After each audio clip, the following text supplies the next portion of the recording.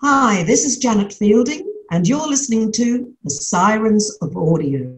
We're all going to be killed shortly unless you switch over to sectional air supply.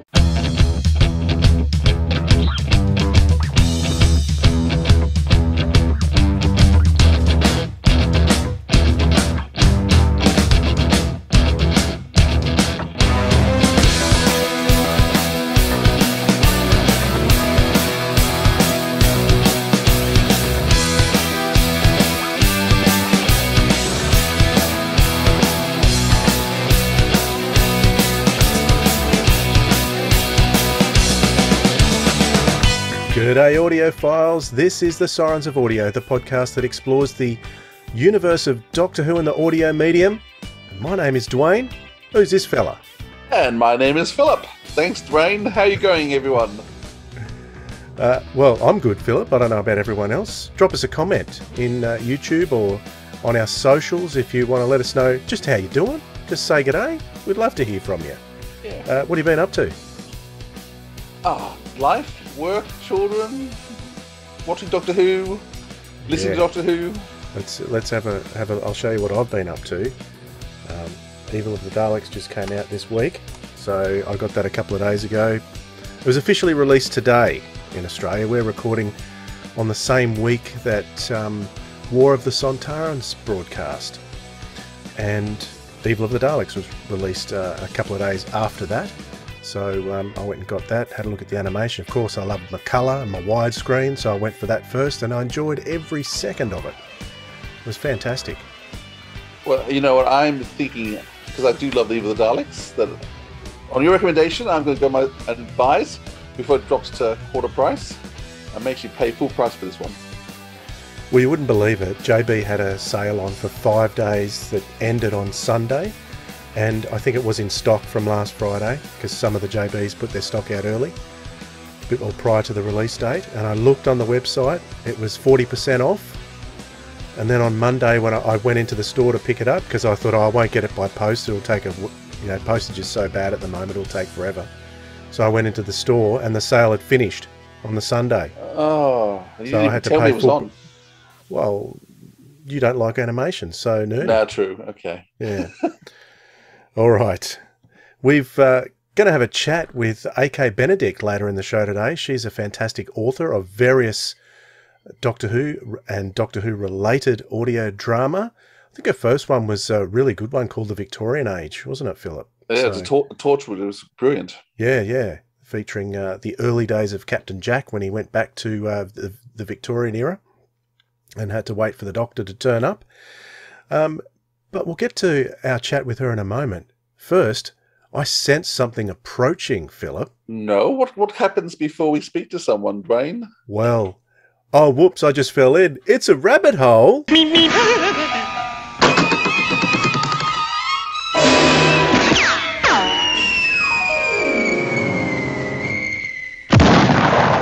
Right, Philip, this rabbit hole topic, I'm going to jump straight onto it. You don't know, I haven't spoken to you about this at all, although I have mentioned it because although we don't talk about the TV series in depth on this show, we were invited by another podcast recently to do some reviews of the TV series, so it was nice to be able to talk TV about that. But specifically this week's episode, now I'm not sure when this episode of ours is going out, could be quite some time down the track, but War of the Sontarans. It featured a historical character that appeared in a Big Finish audio not that long ago, Mary Seacole. And I don't remember the story off the top of my head, so I'm keen to go back and listen to the Big Finish version. It's a 12th Doctor adventure. But with that being so close to this, and also with the haunting of the Villa Diodati sort of stamping all over Mary Shelley and her story arc with the 8th Doctor, I kind of feel a little bit, I feel my hackles are up a bit, Philip. I feel a bit proprietorial about these historical characters that our audio doctors have already visited. Well, do you get any sense of that, or you just don't care? No. I as much as I adore Big Finish, and I think Big Finish stories for the last couple of years have been the stuff I've been turning to for my Doctor Who first, I do suspect the TV show does get first preference. So I think whoever's show running doesn't need to be constrained by what Big Finish has and hasn't done. And so I am. What I'm totally staggered by is Big Finish would have put into the BBC that they were using Mary Seacombe, and it would have been It's Seacole, isn't it? Seacole. Seacole. My apologies. They would have put in that they were using Mary, but at no stage did the BBC say no to them, which is bizarre because whenever in the past we know all sorts of characters. We know the Master has been denied use. We know. Who else? There's been a whole heap of characters. Queen Victoria, they couldn't use. I remember it was for an Eighth Doctor story specifically, because I think Gary Russell mentioned it when we were speaking with him. It was the Eighth Doctor story, Other Lives, when that's right. He was changed. Well, Queen Victoria was changed from that character to the Duke of Wellington. So I think they had the rest of the Ice Warriors for a while too, when the Ice Warriors was about to come. So right. in the past, the BBC's always been very careful in terms of not letting things come out. And of course, this current series of Doctor Who was filmed 12 months ago, and so the Mary Seacombe story came out just over 12 months ago. Yep. So they both would have been in pre-production at the same time, and the BBC would have asked for permission. So the Big Finish would have asked the BBC for permission.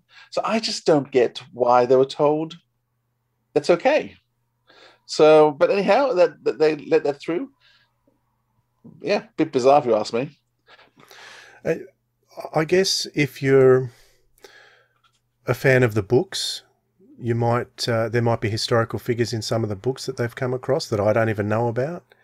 And I know that there's the comic strips as well.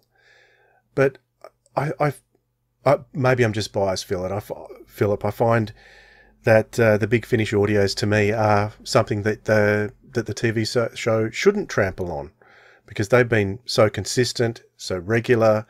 The story quality's been so good. It's not just like a throwaway comic strip that hides in a magazine. It is a full cast adventure with the original cast members. So I don't quite understand why they would specifically contradict something that's already been established. Like, it wasn't just a fleeting meeting with Mary Shelley all those years ago. She went with the Doctor and became a companion for some time. So to not address that at all, I think it's like, for people who aren't interested in audio, they'll be saying, well, who gives a toss, you know? But for me, I really, even Mary Shelley, even though I can explain it away in my own head canon, it still niggles me that it was just not mentioned at all. It would have just been a quick line to say, yes, we've met before, or some indication that the Doctor is going to meet Mary Shelley again in the future, because there was quite a period in the Villa Diodati story where the Eighth Doctor could have come either before or after those events.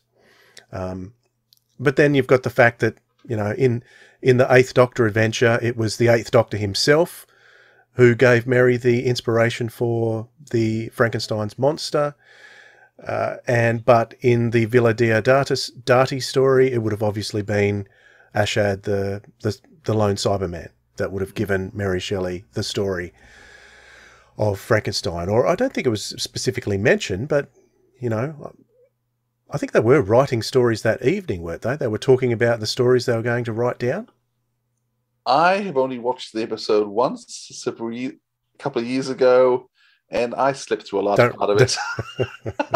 So I would have been dozing. So it's one of the ones people are telling me I should go watch again, because people tell me it's one of the best ones of the season. It was a good one.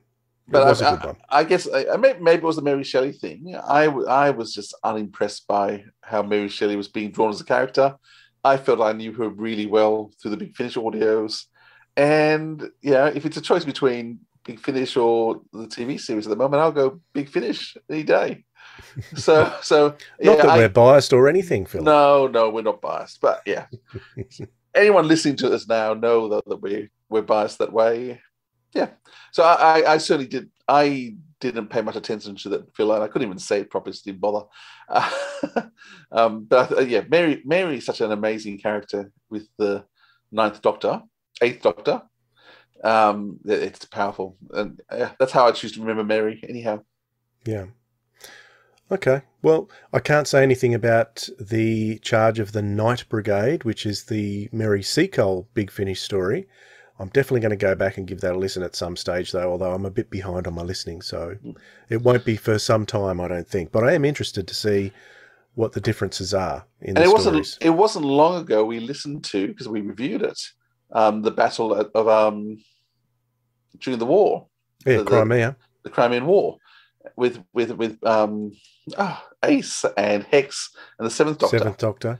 That would have been in a different... Was that at Sebastopol? Sebastopol's mentioned because Sebastopol's... I think one of them goes to Sebastopol. It's certainly mentioned. It's around the same time. Yeah. And once again, that whole Crimean War stuff is done so brilliantly in The Lady in the Lamp, and the period is just brilliantly done. And the Doctor knows where they are when they land. It's amazing, without having to wave this beeping device around. Settle down, Philip. It's okay. It's all right. Anyway, they're just a few of my thoughts about that. What do you think, listeners and viewers? What do you think about mixing up stories or visiting historical figures in the TV series that have already been visited by Big Finish? Does it matter? Does it annoy you? Are you completely okay with it? Do you just push it aside as a side adventure? Curious to hear your thoughts. Drop us a line on Facebook, Twitter, or YouTube comments. We'll jump out of the rabbit hole. We'll come back in a moment with A.K. Benedict. I am Queen Victoria, monarch of Great Britain and Ireland, and Empress of India.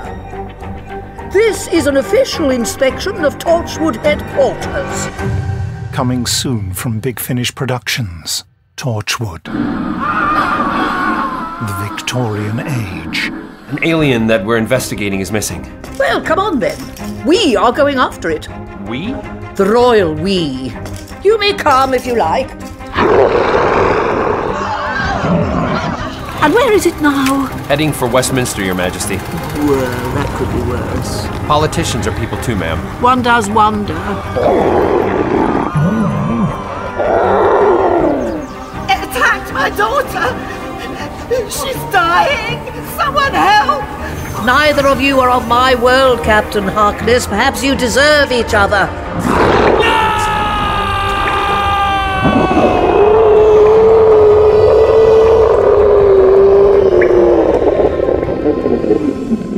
Big Finish, by royal appointment to Queen Victoria. Today we have A.K. Benedict with us. She read English at Cambridge and studied creative writing at Sussex, but to us she's more known as for her writing with Doctor Who. She's brought a new level of emotion to the Big Finish range, and we're really looking forward to having this chat with you. So, A.K., welcome. Thank you very much for having me. That's gorgeous of you. Now, I do want to start with your name, because we had a chat beforehand. What do you like to be called and why? Oh, why? Alexandra or AK, but not Alex, because the sound of Alex at the end makes me feel a bit squicky and shiver. And when people say that, you don't want to shiver when they say your name. Well, not in a negative way, anyway. I was kind of wondering, as an author, this is jumping into something probably down the track, but AK, a lot of very famous female authors used initials to hide the fact that they were women, because they felt they could be published better. Have you, as an author, felt that actually using AK has worked to your advantage that way, or it hasn't really mattered now? I don't think it's mattered. I originally used AK because there was an Alexandra Benedict who writes romance fiction in America, and my first short stories and poems came out and were very dark, and a few people wrote to me saying, your stuff's changed, Alexandra. And I went, okay, I better do AK then. But actually now my recent novel's published under Alexandra Benedict, and no one seems to mind that. So I needn't have done it all along. But anyway, I quite like that AK exists. And she can be my weird stuff. my Doctor Who, my Strange, my horror and science fiction, and all the geeky stuff that I love. Well, AK does have a certain punch to it. Yeah, AK. So let's can we can I just bring something up first? Sure. Philip was mentioning some things from your web page. Now, the thing that struck me was that you, where you do your writing, it's a room filled with mannequins, clowns, and teapots. What's your obsession with those items? Well, I've just moved, and so my beautiful mannequins are in storage, like some autons waiting for consciousness. And I don't even have any teapots in my room, so I now feel a fraud. But we only moved a week ago, so that feels I'm okay with that. I love mannequins. I always have done, and collect them and ventriloquist dummies, uncanny things that have human characteristics, but not. And I've always loved that. And Doctor Who plays very well with that, obviously. I like having weird things about me because it helps my brain go to another place. So what I do have on my desk at the moment are my two friends here. They're very happy to be here too. I have Benedict Cumber Bunny. Were the birds, were they real? But not now? Yes, I stuffed them myself. No, they weren't. No, okay. But there is some verisimilitude to them. Good stuff. Listen, can you tell us a little bit about your history in terms of where were you born, your family, and then what got you first interested in writing? Though I do know you've got other passions as well, which we do want to talk about. Okay. I was born in Poole in Dorset, and Dorset's a very lovely UK county on the south coast. I was very near the sea, so grew up loving the sea. But it's also it's lovely, but a little boring if you're a teenager. So I left Dorset when I went to university in Cambridge. But I now go back to Dorset and go, actually, it's lovely. And it's got some good folk horror feel to it too. Walk down into any village and the demons could be filmed there at any time. So I've become much more fond of it. And I got to go to lots of quarries on school trips that actually where Doctor Who was filmed.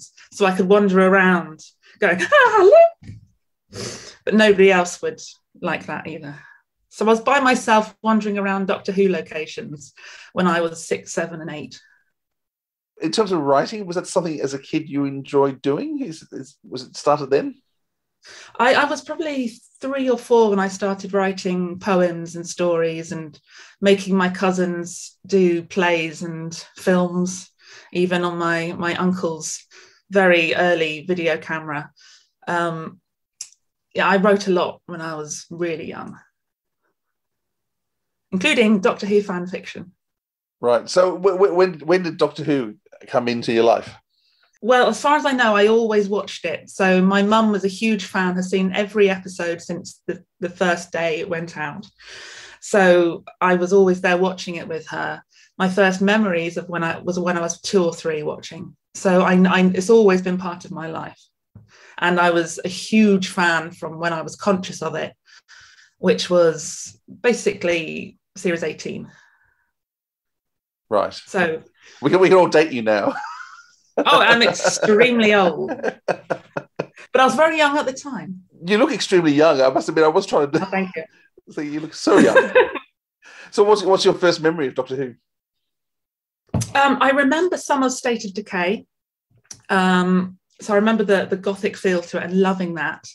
But the big centre point for me is Logopolis.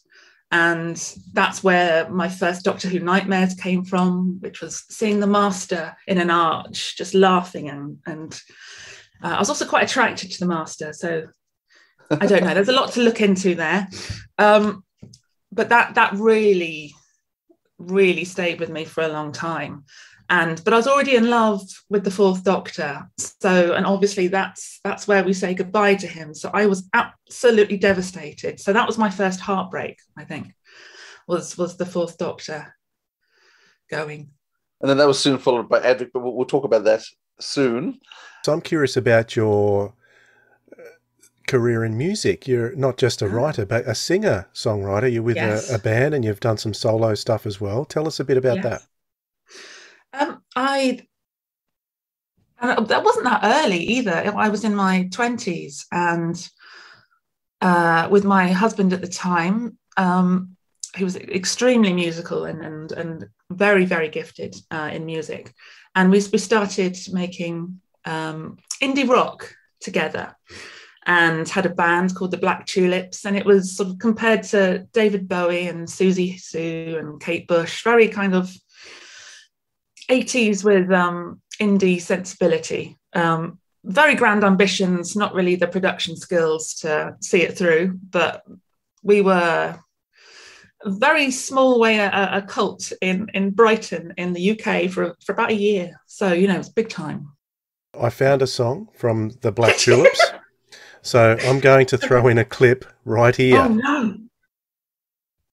Unless you don't want me to. Oh, go on. Yeah, go on. How does songwriting work as opposed to writing a story? Because you're still just telling a story. What's the process? Is there anything different about it, or is songwriting looking more for the emotional beats? They're the same thing. The emotional beats of a song and the structure of a song is the same as that of a story. So you want to, well, I want to hit key points in a story and in a song. And in a 3-minute pop song, your structure is broken down very clearly, and you have a middle eight that will take you somewhere slightly else, that in a story might be the dark night of the soul or the nightmare stage, or when you go into the underworld. And then you finish with a big ending, a big climax. So I actually think that songwriting and storytelling is just the same thing in another medium. That's how I see it, anyway. You have a very dark side. It hasn't really come out in your Big Finish stuff, but in terms of a lot of your other writing and a lot of your other work is fairly dark and gothic. Would you say, how do you describe a lot of that work? I love gothic. Well, obviously, my crows and the various other strange, macabre things that I have in the house. I like to have that with me. And that's been with me since I was very, very young, that I've loved ghosts and haunted houses and things that other people find scary, make me laugh or feel comfortable, which again would be interesting for an analyst. But that is infused into my fiction. I love writing short horror stories and ghost stories and making people uncomfortable. And that can come through in Big Finish stuff. So my Rose Tyler one, the Ghost Machines, has got quite a lot of darkness. But I think in Big Finish, it comes through in the form of loss or grief. The darker side of human emotions is still running under everything I write, I think. Yes, I agree. Is that style of writing something that you purposefully did right from the start? And the reason I ask that is because I have written stories and I've submitted them, and I wanted to call them science fiction stories, and they insisted on publishing them as horror. And I didn't want to write horror, but that's just what I kind of, that's where my mind took me. So is that similar for you, or are you being more specific in your approach? I think I didn't really understand what genres were when I was young. And that it didn't occur to me that when I was reading or listening to Dracula when I was young, or ghost stories or Lovecraft, because I read a lot of Lovecraft when I was quite young, I didn't know that was horror or sci-fi or cosmic horror. I didn't know what that was. I didn't know that Doctor Who in itself was genre. I just knew that I loved it. So my first stories were about ghosts and mirrors and uncanny things, but I didn't have a name for it at that point. It's just what I naturally wanted to do. And then other people find boxes to put them in, which can be difficult in fiction for selling things. But you just have to write what you have to. And they can market it and sell it and do their job. Now, I mentioned earlier that you read what's it called, read English at Cambridge. Now, that's not a term we would use as Australians, and I think our American colleagues wouldn't. I think we'd probably say you studied arts at uni. Okay, that's true. I might be wrong. I'm trying to work out the language barrier there. What does it mean to read English? I mean, Cambridge, as far as Australians know, is probably one of the most prestigious places to study in the world. And certainly it's known for its English history particularly. Doctor Who fans, of course, know it for Sharda, which it's far more important for. I've punted on the Cam, so it's one of my special places as well. Why did you study there, and what exactly were you studying? Why I studied there was a number of reasons. I went to King's College, Cambridge, which is what you see when the Fourth Doctor is punting in that brief little bit. At the beginning of Five Doctors, and obviously Sharda, and that was partly it because I love the Five Doctors, but also M.R. James, the ghost story writer, he was the provost of King's College, Cambridge, and I loved his short stories from when I was very young as well. So I really set my sights on going to Cambridge when I was about 4 or 5, and so that's why. And what I studied was basically English literature from the 1400s to the present day. So you go right from Chaucer and earlier than that. And then I also did contemporary fiction in my final year, which at the time was at the end of the 20th century. So that gave you a much bigger breadth of English. How did that inform your writing, do you think? Or has it? It stopped it for a while. The analysis of language was extremely useful, and I loved it on one level, but it also meant I didn't write much at all while I was at Cambridge, which I didn't expect that. There's something of the mechanics of taking things apart that stopped me feeling creative. And it was only after I finished my master's the year after I left Cambridge, I did a master's at Sussex University, that I then started writing. So I needed to get the studying out of the way for my brain to start seeing words as a creative art again. Yeah. It's hard to earn a living out of writing. As I said, you had a bit of dalliance with music in there as well. Have you been able to survive on just your writing, or have you had other jobs along the way to keep you going? When we were doing composing and music, it was really hard to subsist. So it was quite on a low level of income. My first book deal was quite decent. So I got a good advance. So I was able to live on that for a while. And then subsequent book deals don't tend to be as much. So if you don't sell, which it didn't. And so now I kind of go between teaching writing, coaching and mentoring writers and musicians, and writing as well. So I have a full day of lots of different things. But I always want the main part of the income to come from writing. I mean, it doesn't always work, but generally it does. Yeah, it's one of those things that the right novel will set you up for life. Yeah, completely. Yeah. So I'll write that one then. Write that one then. Now, so a couple of novels you've done, The Evidence of Ghosts and The Beauty of Murder.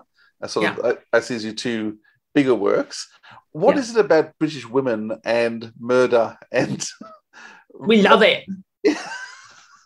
I mean, when you think of genre in terms of British women, it is one of those genres that if you want crime fiction, if you want murder and horror, you go for British women. Why? Oh, that is such a brilliant and huge and impossible to answer question in this time. But I can posit some theories. That's as far as I can go. Or I can talk about me. Which would you like? Either one. Bit of both. Okay. Okay. I feel a bit weird even talking about myself as a woman, because I like genre, I find gender a very weird spectrum and don't particularly sit at any one end. So I'm not sure I can speak on behalf of women. So I'll probably speak on behalf of me. And it's partly about looking at the horrors that women and non-binary people and people of different sexualities often face that other people don't. And so maybe looking at crime, if you look at crime fiction and murder, there's often a resolution where someone is brought to justice or killed or some other ending. Not always, there's sometimes very dark, but usually there is some kind of resolution where the horror is put back in the box. And maybe be like opening the box and then being able to close it, because often there's a lot of general threat in women's lives that is there all the time. So being able to put an end to it is quite therapeutic. That was quite a deep answer, wasn't it? I didn't expect that. No, that's interesting. I mean, it's certainly in Britain at the moment, there was that murder of that woman recently on the Common by a police officer. In terms of that, seems to have rallied around the world an understanding of women and their situation. Yeah. How do you think that has informed the British woman? Is that still having an impact, and do you think it will have a future impact? Because I have lived where I was feeling under sexual threat walking out down the street, even in broad daylight, since I was 10, I can't imagine it changing in my lifetime. I would really love that to happen, but there's a deep level of sadness and cynicism that says maybe this can change something or edge it towards where there's a way of thinking about violence towards women and other people who are in threat that can change, that it's not about we have to behave differently, but that the people who are attacked are addressed. But I don't know how you do that, and nobody does. I'd love it to change. I'd love there to be a full-scale look at what makes people rape and kill and attack, but I have no idea how it will change. Which is, if I think too much about it, I'll get even more depressed. But that's something that hangs over women and non-binary people and gay men and women and everyone who is prey to a predator. I want to come back to it when we discuss a bit of your work a little bit in Big Finish, because I do think some of those themes do come across in terms of protection and strength and power. But before we head to that, Big Finish, how did you get involved with writing for Big Finish? James Goss emailed me, and he'd read The Beauty of Murder and really liked it, and said, would you like to write for Torchwood?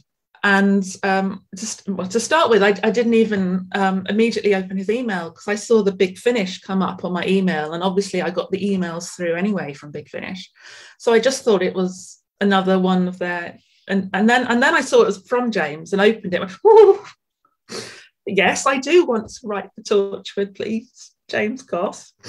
And from there, that he then commissioned me for a few more, and then Alan Barnes got in touch with me, and then Matt Fitton. So that's how it kind of spills in Big Finish. Once you've done one and it goes down well, I suppose, then they, well, how do you fancy writing this? How do you fancy writing that? And the answer is most generally, yes, please. How did you get together with Guy Adams? Was that due to Big Finish, or was that before Big Finish? That was kind of a mixture of the two, really. I met him before I was writing for Big Finish, but it was another 3 years before we were actually together.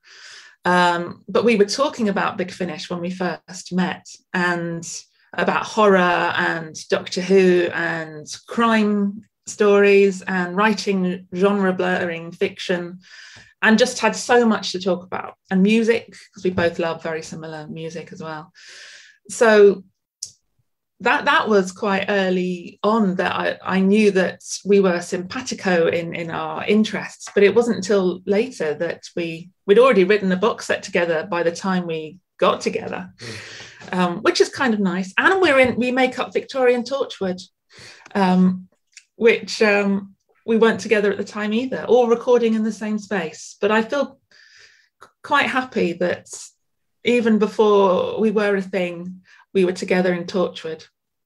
And we went to the Natural History Museum to do an overnighter, staying in the museum overnight a few years ago. And that felt nice, wandering around where Victorian Torchwood is set. So, yeah, just for our listeners who don't know, that yes, Guy Adams and you are, I'm not sure you're married, just to get coupled? We're engaged at the moment, yes. We were due to get married, and then we had a baby instead. So hopefully next year. And I believe your baby's name is Verity. Yes. It's a very Doctor Who name. It's deliberately named after. Absolutely deliberate, yes. You guys are Doctor Who fans in a very big way. Yes. Yeah. Now, in terms of the Victorian age, which was your first Doctor Who, Torchwood. Yeah. Were you a Torchwood fan originally?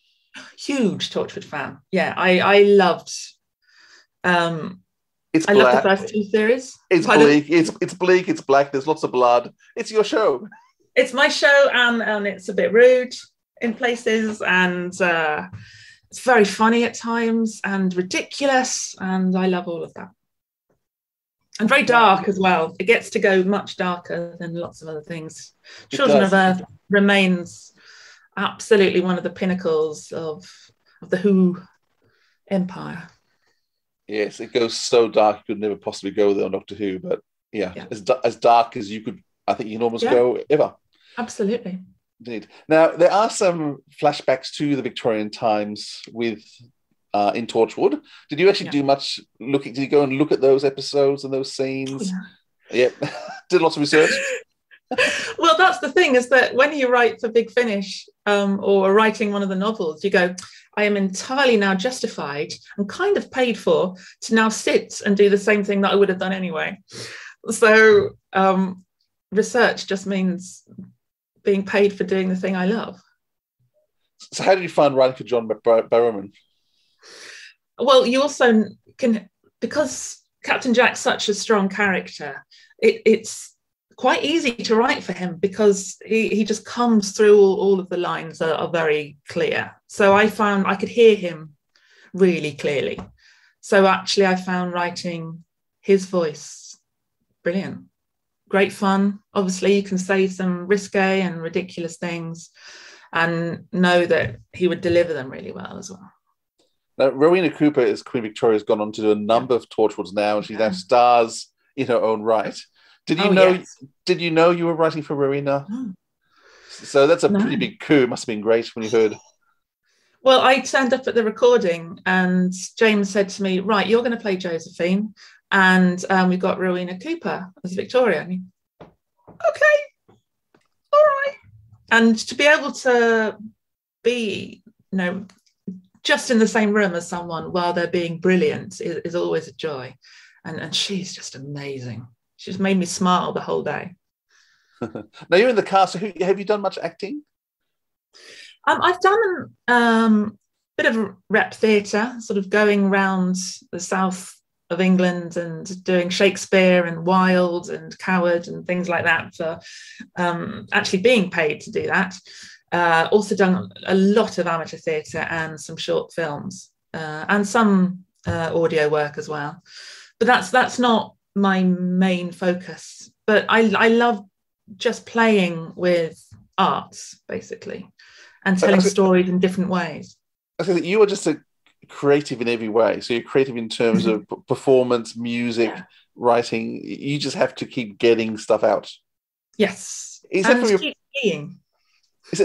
from your family? Is that your parents? Where does it come from? I have no idea. I really don't know. My parents are brilliant, but they're not creative. They're not writers. My mum was a social worker. My dad in insurance, and my mum loves reading and read to me from when I was very, very young. But there's no one in my family who has been in the arts at all. But I knew from when I was really small that I wanted to do that. I wanted to write for Doctor Who. I wanted to be Doctor Who, and I wanted to do the theme tune for Doctor Who. Those were my ambitions when I was 4. As yet, none of those have happened. Have you released your own version of the Doctor Who theme yet? Oh, I'm only in my head because I've tried, but it's not good enough. See, that's the problem, isn't it? When you've got the pinnacle and you really want to do something you love so much, can you ever quite get there? Maybe one day. Yeah, I think you can one day. Yeah, it does use a theremin though, which I play. How many instruments do you play? I play a few, but quite badly. So I can pick things up and make them sound okay, but I'm not a gifted musician in that way. I can write songs and I can sing well, but or powerfully at least. But I'm not a great piano player. I dabble and can make sounds. Okay, as a writer in the room for your first audio, and so you're the writer, you're also acting in the production, being directed by Scott Hancock. What do you see as the contribution in terms of what's the most important part of making it all work? Is it the role? What's the role of the director compared to the role of the writer compared to the role of the performer? How do they work together to make it happen? I think they all need each other and a producer as well. And I love working in such a collaborative medium. And I know when I write from the outline stage, there might be a steer from a producer or script editor. But I know that this is the start point, that the outline and the finished product, they're one continuum. And to just play that part of writing a script and then the script editor is involved and then it's a dance between two people that I normally really enjoy. And then I know that... Who haven't you enjoyed working with? I'm not going to say that. I can tell that one though. But I really genuinely love that when I'm writing one at the moment, and just knowing that down the line that it will be said and then heard, because then the listeners play equally as huge a role as anybody else in the process. And that's what I love most, I think. So in terms of when you put the written word down, how similar is what you've put on page, do you think, when you get to the listener end to the written word that you started with? It's often weirdly similar, actually. Even the way down to actors deliver lines is often how I've heard them in my head before I write them or as I write them. So I mean, sometimes it changes dramatically at script edit stage, particularly if, as it happens sometimes, suddenly an actor can't make the date of the production. So then there has to be some retro changing in order to fit what's going on the producer side of things. So sometimes your first draft is not similar at all to the last draft, but that's also part of the process. It's working and changing things on the fly to adapt to production schedules and things that I have no control over. And I just have to be quite relaxed about that generally, while swearing a few times. Do you try and get to the recordings if you can? Yeah, if I can. Yeah, absolutely. It was easier when I lived in London or in Kent, but yeah, I always want to go to the recordings. And sometimes it's not possible, and now Verity's here, it might be more difficult to have a whole day away, but I love it. And some of those times being in the studio have been some of my favourite moments ever. So I always want to be there. Meeting the Sixth Doctor was one of my proper joys. Right, Colin is lovely. Oh, so lovely. I adore him. Okay, so you got to ask, well, once again, what it gets released in terms of what you write are often different things. But in terms of release order, there's another Torchwood that came with Outbreak, which was a bit, considering today's terms, a bit disconcerting, but we'll talk about that. You got to write for the Seventh Doctor, so coming to the main range with Shadow Planet was your first chance to write for the Seventh Doctor. What was it like actually writing your first proper Doctor Who? Well, to actually write Doctor : and then his line to start with, and Ace and that initial conversation, and it was amazing. And to write, it's the, writing TARDIS. I know that's the cliche, but it still makes me feel excited. Writing Doctor makes me feel excited still. Writing Rose made me feel excited. Just to be able to, give words that I put on a page to people I really admire. And I loved the Seventh Doctor. So writing for him was lovely. Coming soon from Big Finish Productions, Doctor Who, Shadow Planet, World Apart. Unity, the planet that brings you face to face with yourself. The TARDIS doesn't seem to be able to tell me where we are. This planet shouldn't even be here. Welcome to Unity. We have taster sessions available to see if finding you is for you. Not a patch on Blackpool. Doctor, there's nothing else around. Precisely. Just the three of us. No obvious signs of animal life. Each of you will overcome your shadow self and be reborn. These uniforms aren't just from different agencies. They're from different time zones, too. So, are we the first people to ever see this, then, do you reckon? We shall never escape Nirvana. Oh, no. Ace, we have to leave now! The planet can't replace its psychic core quickly enough to meet demand. If you found this, leave. Don't try to work out what happened here. Just go. Did you feel that? The planet's hurting. Oh my god! I'm gonna die on an alien planet! We're alone. We don't know how long we have left. Hex! Hex! Oh, please don't tell me they got you. Big Finish. We love stories. I think they're coming for us. Now, Shadow Planet starts to include some of your ideas of psychology and well-being and mental health. Yeah. Was that asked of, or were you just tossing out ideas and this was what you came up with and they said, "Yep, run with it"? Yeah.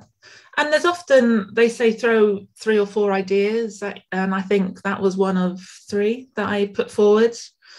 That was accepted. And at the time I was going through psychotherapy, so the Jungian aspects of it played in very much. And I was looking at my own shadow side. So it always bleeds through into what you're writing, whatever you're going through at that time, particularly when you look back.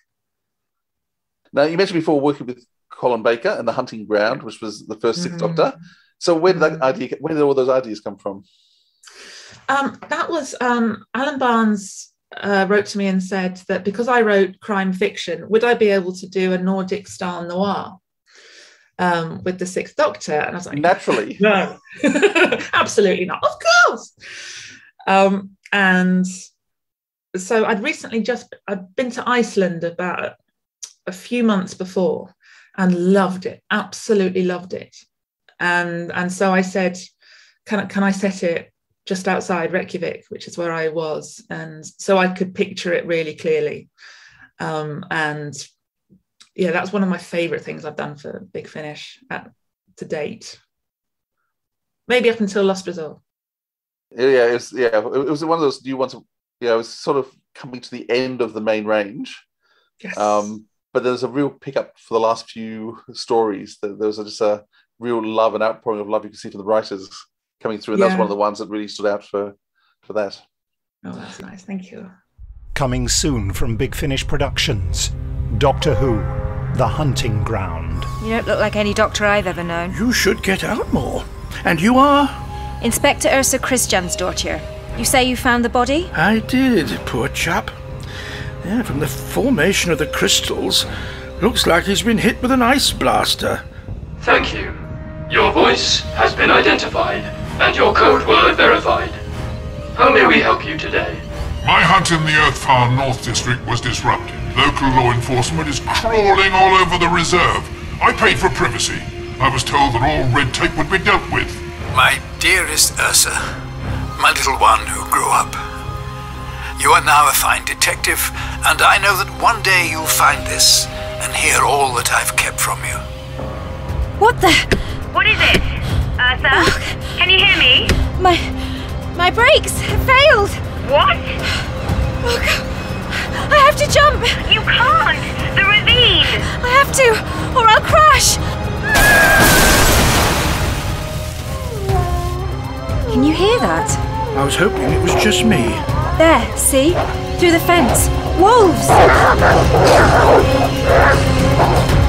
Big Finish. We love stories. I'm Marthic. And I'm Marthic. We're the Marthics. Oh, good. And I was worried it would be complicated. You mentioned there, AK, that you enjoyed working or writing Rose's name down. Now, the Dimension canon was an interesting one because often there are critics of everyone, and there's critics of Big Finish. We're not one of them. But when the Dimension canon was announced, there were critics saying, "Oh, this is a spin-off too far, and how can this possibly work?" And I remember some of those critics turning around and saying, "Wow, this is actually really, really quite good." So, what was that like for you to work on that one? And what do you think it is about Big Finish that they can take these spin-off ideas and really grab the listener if they invest themselves in it? I was absolutely delighted when Matt Fitton asked me to come up with some ideas for it. And so thinking of another world, another Earth, it's dream job stuff, isn't it? Is what do I want to play with now?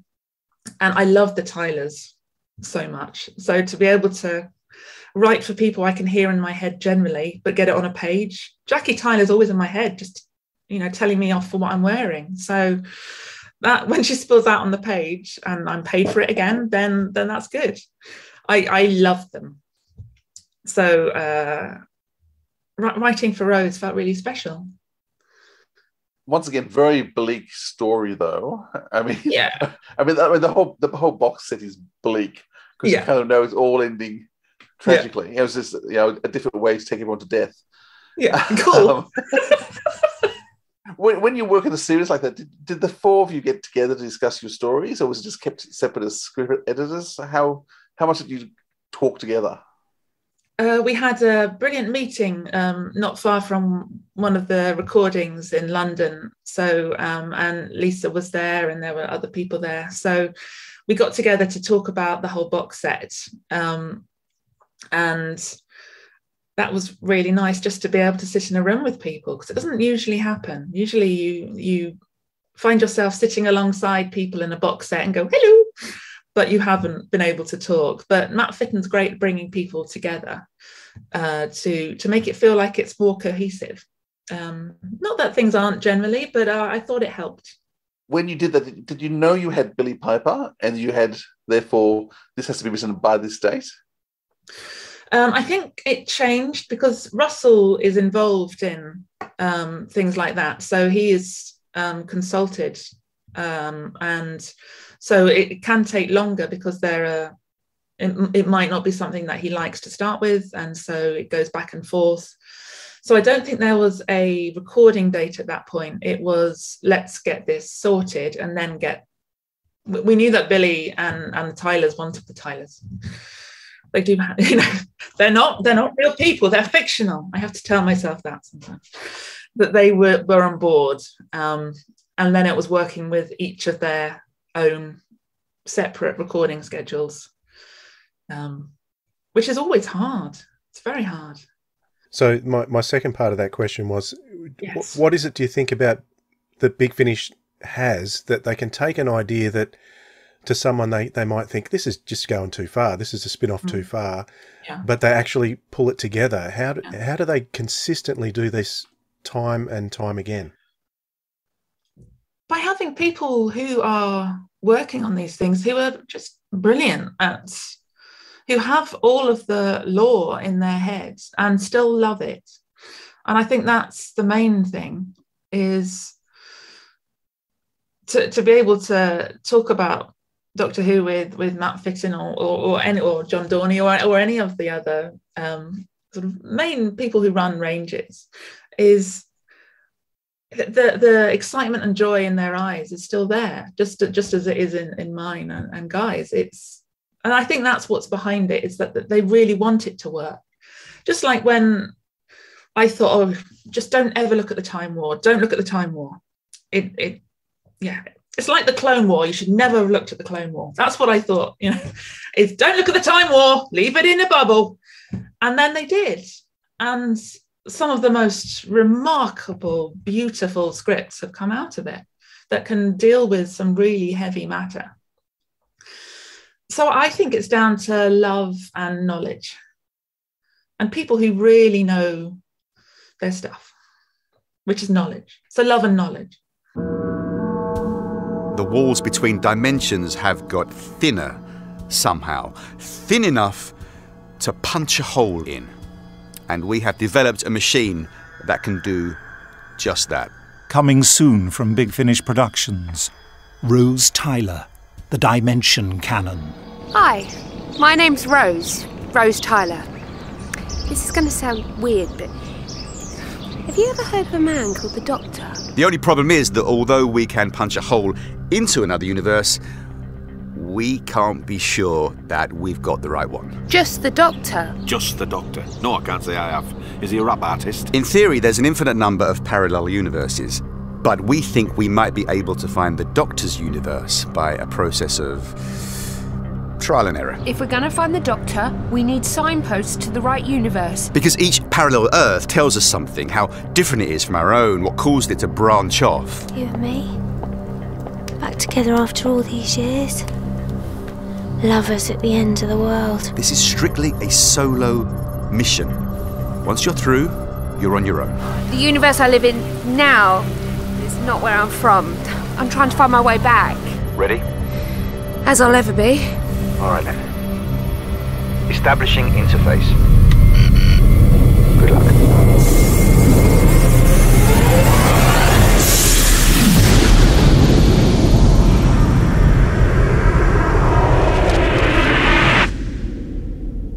Big Finish. We love stories. You said the planet is doomed. 70 years before lights out on humanity, and there's nothing you can do about it. That's what this is, isn't it, love? A wake for the end of the world. Now, when it comes to love, I think the Lost Resort, which is the last piece of work you've had released to come out, so you've obviously got other stuff waiting to come, but we can't know about that. No. So with the Lost Resort, that is in many ways a love song to Adric, and yes, and that whole era. Do you want to tell us, why you felt you wanted to do that? I begged Scott that if I could write for Adric, and at the time it was going to be another not post Earthshock story. So and then schedules changed as they do, and it was, well, you can't now because Adric's gone. Right? Oh, isn't there any way I can get around that at all? And okay, well, you come up with an idea of how you can involve Matthew, and he's still dead. Then we'll see if that works. It might not. It's fine. And then I did an outline for the Lost Resort, which folded in lots of other things I love. And they went for it. I got away with it. Now we don't need to spoil this because I'm sure some people still haven't heard it yet.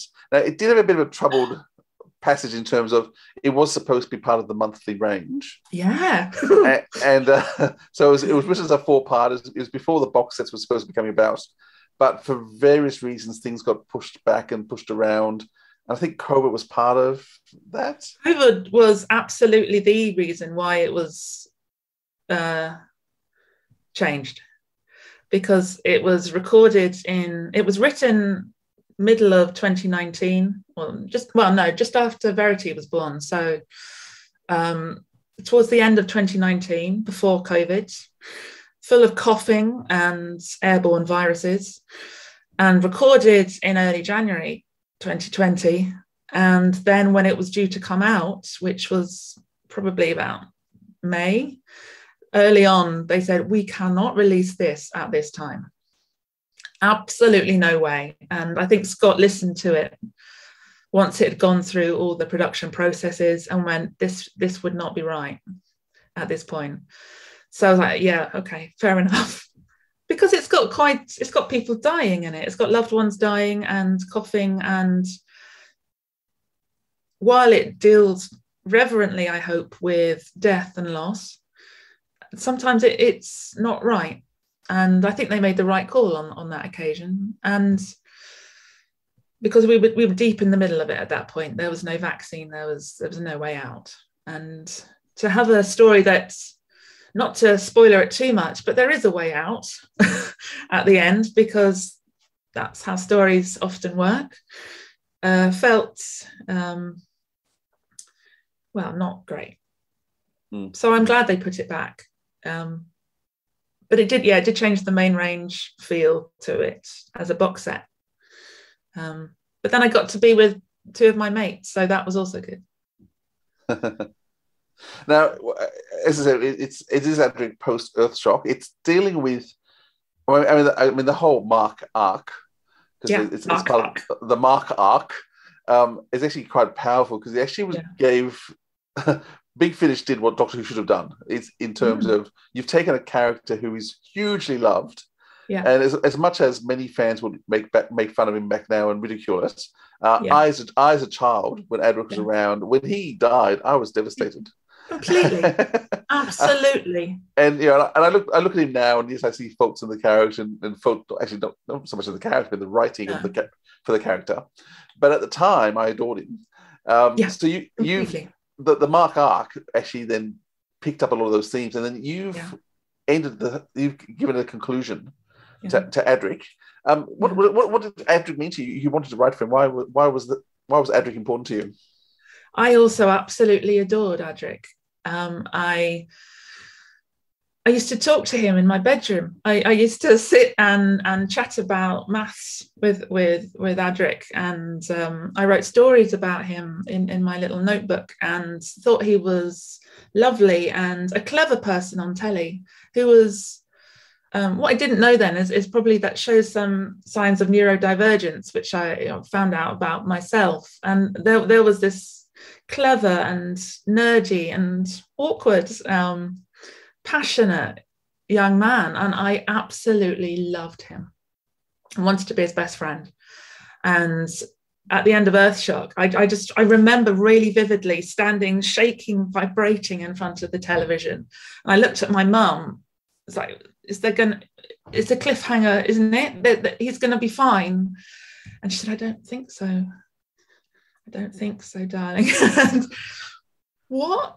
And then he wasn't mourned in a way that I felt was right. Yeah, I mean, just the credits rolling with no music over the star was sort of, it really is real. There's no doubt. Yeah, and that's when my mum went, no, I actually think they've broken my daughter's heart. Because that it made it very clear that was it. There was no bum-de-dum, bum-de-dum, bum-de-dum. That's it.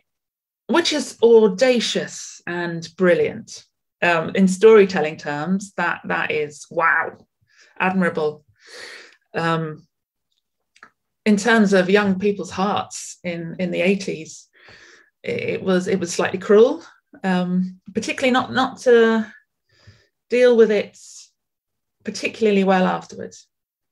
There was a way to look at it that would deal with death that would really help little people, I think. I think there was two things that strike me as an adult looking back. Firstly, his death was a bit pointless. Not that it was pointless, but he didn't achieve anything. It was unheroic, which I think is actually quite tragic. I think it was supposed to be heroic, but for whatever reason, they got it wrong, because it wasn't a heroic death. And as you said, there was no chance to actually learn how to mourn, which, as you said, would have been a great skill. Now, you brought both those elements into your play, in terms of you've given him a better exit, in terms of he actually gets to be a hero. But also... My hero! You get to mourn. Were you there for the recording? No, I couldn't make it. Verity, my little girl, Verity, she was ill, so I couldn't attend.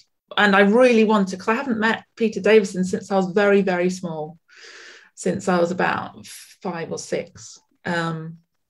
So I really wanted to see him, and to see the team in one place would have just made little me very, very happy. But maybe another time. So do you know what Matthew thought about it? I don't. I have no idea. I saw that he tweeted when it was getting a good reaction. he tweeted about it, I think. Well, he did. But I don't know how he felt about it. I wish I did. Unless he doesn't like it, in which case I don't want to know. Never tell me. Can I just say something about The Lost Resort? It's the only Big Finish story in a long time that I can recall has brought tears out running down my face.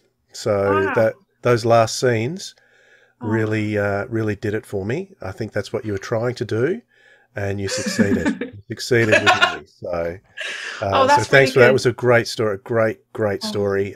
That's what I want out of a story. I want that kind of an impact. Doesn't matter if I'm crying. If that's affecting me that much, it's got to be good. Oh, thank you so much. Yeah, I must confess, I got teary too. I do think that final scene with Matthew or Adric, and just the dialogue he manages to have with the Doctor, it's a farewell that often lots of us would like to have with loved ones, but didn't get a chance to. Yeah, and I think you got to express a lot of how people feel. Yeah. And there's other stuff in the story as well, in terms of there's some other characters in there and dealing with loss. Yeah. Or not dealing with loss, which is part of what the story's about, the refusal to deal with loss. Yeah. Once again, I think Dwayne and I have been reflecting, and we're thankful for the women who are now more and more women who have been writing for Big Finish. Yeah. Because Doctor Who's Doctor Who's always been written by men. And as women start to come in, you start to explore different themes. Actually, we were talking with Louise Jamieson about often the themes are darker and more hideous. And she when she was writing for Survivors would have characters weeing and doing all the bizarre things that no man would write. But Louise says, and a lot of Louise's writing and Helen Goldwyn's too. It's about we want to be real people, and real people do these things. We show real things. Yeah, which it's interesting because men are often perceived as being more powerful writers or whatever, more truth tellers, but it's actually often when women start to write that real problems, real truth, real issues start to emerge. And I think just with your 10 contributions so far, you've dealt with mental health, you've dealt with death and death, you've dealt with destruction, about not dealing with destruction, big issues of how you relate, even the John Barrowman and the Victorian one, dealt with issues in terms of past, how the past should be dealt with, and how we deal with people who aren't particularly nice, but they existed, and where do we put them in our history? Yeah. So those sort of contributions I think are making huge differences to the whole range, and changing our dialogue with ourselves. It's so important to have diverse voices to talk about, bring different stories, different perspectives, because we should have lots of different stories. It's not just stories about ourselves that we want to see on screen. It's other people or hear it, but also to show, just as Louise said, that guess what, we're all humans going through a human experience, and it's not that different. There are different shades of it. There are always, as we were talking about earlier with violence against people, there are different experiences that we all have depending on where we've come from, and that should be heard. So the more that Big Finish brings in people with different outlooks on life and different experiences, the more varied and rich stories that we'll have. And it's through stories that we have change. So you can argue with someone and people will be convinced through argument. Yeah. But through storytelling and through learning to understand other people, that's where change can happen. Yeah. Because we internalize stories and we relate it to ourselves and begin to see ourselves as that character. So the more that listeners who aren't used to female or non-binary or any other style of perspective, they are in that POV, they are that person for that time. And especially in the audio experience, because it's so intimate that you can't help but just go, oh, okay, and learn a little bit more or have a little bit more shade of it, colour or experience to add to knowledge. And that can only be good. Indeed. I wanted to mention something non-Big Finish that I started listening to today, and that was something that you and Guy wrote together called Children of the Stones. Yes. I've had that podcast sitting there for ages, and I thought, oh, I better start listening to it if I'm going to talk to AK today. And so I'm a few episodes in, and I really enjoy it. Yeah, it's very much your style. Do you and Guy do much other work together? Whenever we can. We've also written a Lovecraft series for Audible UK. And that was wonderful because we got to play together and write together, and that's so much fun. It's the best. We've also got a few things that are in development, I think it's called, with a few other places at the moment that we've written pilots for that hopefully will not see the light of day, but appear in ears at some point. And would really like to write telly together at some point. So whenever we can. We're also very slowly writing a novel together. And it's just the best foreplay. I was a little bit worried because I hadn't seen Guy's name around for such a long time, and then I saw him as the script editor, listed as the script editor for The Lost Resort. Is he very, very busy with other work, or because he seems to the Big Finish output has slowed down a little? Well, that's about to change. I can't say any more than that. We basically both had, when Verity was born, I was extremely ill. We both nearly died. Guy didn't nearly die at that point, but he'd been very ill the year before with pneumonia, double pneumonia, and was in hospital.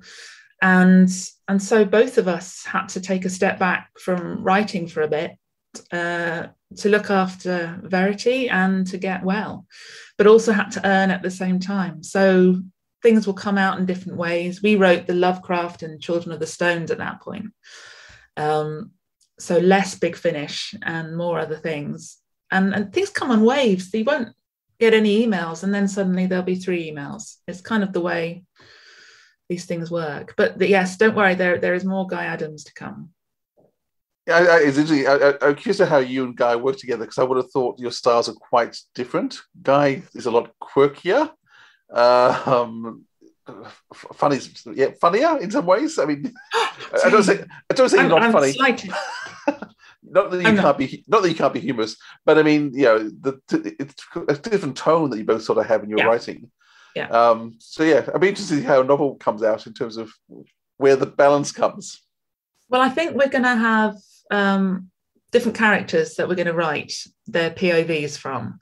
So I'm going to be writing the protagonist and he's going to be writing the antagonist. So it'll be a dance in that way. So it'll be back and forth. So we don't have to, in the audio dramas that we've done together, we have to kind of find a smooth way through the 2 different tones, a kind of middle ground that I think is there in what we've done so far, that somehow we seem to write in a similar style. So you can't tell who's written which episode or which line, hopefully. Maybe you can tell us, Dwayne. Who do you think wrote which line in Children of the Stones? I think it'd be hard to pick them out. But I think in a novel, it's harder to find a style that is the 2 of you. But I'll see. We'll see. You don't get competitive with your writing? It doesn't become a competing thing? No, I mean, luckily, that'd be awful, wouldn't it? It would be awful. We both really love what each other writes. So we're just basically urging each other constantly to write something else that we can read. Well, if you're comparing it to foreplay, I imagine it's more of a dance than a competition. Absolutely. Yeah, I mean, it depends on your style of foreplay, I suppose. But yes, it's definitely, you know, we fell in love through each other's words. But, you know, I loved Guy's writing, his Torchwood novels, and before I'd met him. So it's all about words and our brains, really. So the more our brains show to each other, the better. I didn't expect to be saying that Were you getting a little bit concerned about Guy after Adamant Series 2? Oh, yes. Yeah, he's all right. Yeah. I mean, wow. That is some of the quirkiest, it's pretty trippy stuff. Yeah. Really hallucinogenic, inside a brain brilliance. When I saw that, because I get to read the first draft of everything, and it's like, wow, baby, that's amazing. That second episode was just crazy, and it wasn't until the halfway through the third episode going, now it's making sense. But it was a trip fantastic. Yes. In that particular second episode was just wow. And to be able to take people to those places, I mean, that's a skill that he is. Well, I don't know anyone else who can do that. You can properly take people on such a journey. That's amazing. He's downstairs, so he can probably hear me saying this. I love you. Well, can I say you've certainly taken us on lots of emotional journeys too, and we are loving what you're doing, and we're looking forward to whatever is around the corner. So, AK, thank you so much for your time with us. We've really valued it, and we're excited to see what's to come next, and hopefully we get to chat with you down the track. Wonderful. I'd love that. It's been illuminating and unexpected and beautiful. Thank you very much. So, where to now, Doctor? Somewhere restful. I think we could all do with a break. From Big Finish Productions, Doctor Who, The Lost Resort, and other stories. I'd say we're standing under a lake, or a lagoon from the smell of it. Water? But it's floating in the air. Gravitational fluctuations in the atmosphere, Tegan. Not all planets are so dull as to keep their water at ground level. Death is an unwanted companion. You also know of grief. When you're my age, my dear, grief is stitched into living. It just depends how you wear it. Oh! No! No! There's no such thing as ghosts. Oh, Doctor. You're quite wrong about that. My name's Nellie Bly. I am going to beat the world record set by Phileas Fogg, who traveled the world in 80 days. We're going to reach San Francisco soon, and all will be lost. Even the passengers will notice if I turn the ship around. There must be something you can do. Lower the sea anchor. Then Nellie Bly really will have something to complain about. I need someone to get me to my final destination. Not his greatest strength, to be honest. You are the Doctor. You are an enemy of the Daleks. You will be exterminated. Right, yes. Should have expected that, but before you do, ask yourselves, what is the greatest enemy of the Daleks doing here? They killed a man, a father. That's what Daleks do. What? How can you say that? Get away from her, you man! Exterminate! No! Back! Come on, this way! But Doctor! No time to argue! Quickly! You will not escape! Big Finish. We love stories. I've said so many goodbyes over the years, they never get any easier. Well, that was a lovely chat we were able to have with Alexandra, and I'm surprised that she's had such an impact with so few stories. I think there's only 10 mentions of her on the Big Finish website, but every time I see her name, I go, oh, this is going to be a good one. So it was a privilege to be able to speak with her, Philip. It was, and she's some great emotional punch stuff. It was just wonderful. She wrote for Adric, his sort of final episode. Absolutely. So yeah, it's a great privilege talking to her. Okay. All right, let's go to our recommendations of what we might have been listening to. Whose turn is it recently? I think for a change, actually, no, it's not. It's yours. It's your turn. It's mine. There you go. I'm going to recommend a new podcast that we started a couple of weeks ago, and it's particularly good because we're on it at the moment, called Around the Console. So this has come out of a podcast which is closing up shop, which I've forgotten the name of. Proctor Who. So Proctor Who's been running for several years, but I don't know what the background is. But it's changing form. It's migrating. People are moving around, and from it, a new podcast has been formed Around the Console. So at the moment, it's reviewing the new series, but it looks like once that finishes, it's going to be a review show group of people chatting about different Doctor Who shows, and yeah, just giving their opinions and strengths and highlights and what they think about it. So it's only just started, but I'm enjoying it, and as I said, all the more so because Dwayne and I are on it at the moment. And we can't keep our reviews short. That's a problem. We can't keep anything short, but you all guys all know that, don't you?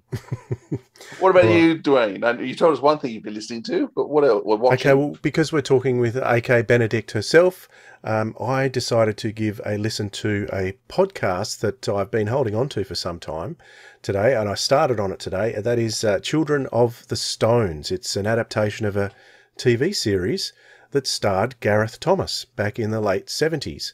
And very interesting it is too. So episodes go for about 15 to 18 minutes. There's 10 episodes. I'm a few in.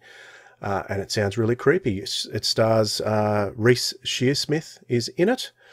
Is in this adaptation. And all I can think of is League of Gentlemen and some of the characters he played in that. But he also does a good Patrick Troughton, doesn't he, Reece Shearsmith? Can't forget that. No, indeed not. So that's, I'm not actually sure if you can get it now. I got my hands on it when it was first released.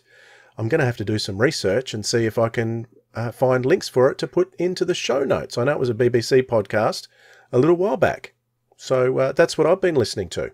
Sounds great. All right. Thank you very much, Philip. It's been a pleasure, as always. Look forward to chatting again soon. Don't forget, everyone, to subscribe, like, follow, give us a review, send us your comments. We love hearing from you. We do. Until next time, catch us all later. See you guys. This has been the Sirens of Audio episode 87, Horror and Heartbreak, with our special guest AK Benedict and your hosts Philip Edney and Dwayne Bunny. This is the final episode of 2021. But while we're having a break for a few weeks, we will be dropping bonus episodes until we return in 2022, so stay tuned for those in the regular time slot. Theme music by the Jackpot Golden Boys. Be sure to subscribe to us on YouTube and your favourite podcast app. Our Facebook, Twitter and Instagram handles are all at Audio Sirens, and our website is sirensofaudio.com. Until we meet again in 2022, keep listening to Audio Drama, because Audio Drama